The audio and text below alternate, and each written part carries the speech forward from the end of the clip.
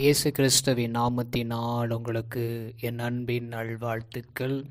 இந்த நாளில் இந்த வேளையில் கூட பார்க்கும் பொழுது 2 கொரிந்தியர் 5ஆம் அதிகாரம் 17வது வசனம். இப்படி இருக்க ஒருவன் கிறிஸ்துவுக்குள் இருந்தால் புது சிருஷ்டியாக இருக்கிறான், பழையவைகள் ஒழிந்து போயின, எல்லாம் புதிதாயின. அல்லேலூயா.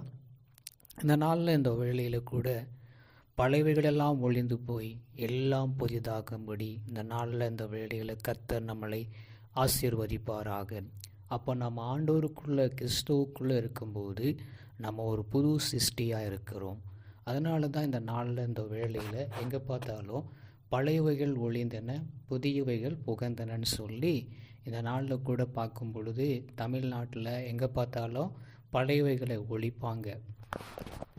கர்த்தருடைய பிள்ளைகளாக இருக்கிற நம்ம ஆண்டவருக்குள்ளே எப்பொழுதுமே புது சிருஷ்டிகளாக நம்ம இருக்கணும். நம்ம பழையவைகள்லாம் ஒழிந்து புதிய எண்ணத்தோடு புதிய சிந்தையோடு நம்ம இருப்போம். கர்த்தர் தாமே இந்த வாக்குத்தத்தத்தை நமக்கு நடத்தி கொடுப்பார். நம்ம விசுவாசத்தோடு ஜெபம் பண்ணுவோம். எங்களை கிருபையாக நேசிக்கிற எங்கள் அன்பின் நல்ல தகப்பனே, ஒருவன் கிறிஸ்துவுக்குள் இருந்தால் புது சிருஷ்டியாக இருக்கிறான், பழையவைகளெல்லாம் ஒழிந்து புதிதாக்கிறன்ற வசனத்தின்படி எங்களுடைய பழைய எண்ணங்கள் பழைய சிந்தைகள் எல்லாத்தையும் மாற்றி எங்களை புது சிருஷ்டியாய் வைக்கும்படியாக நாங்கள் வேண்டி ஜெபிக்கிறோம். கர்த்தர் தாமே அற்புதங்களும் அதிசயங்களும் காண பண்ணுவீராக. ஆமென்.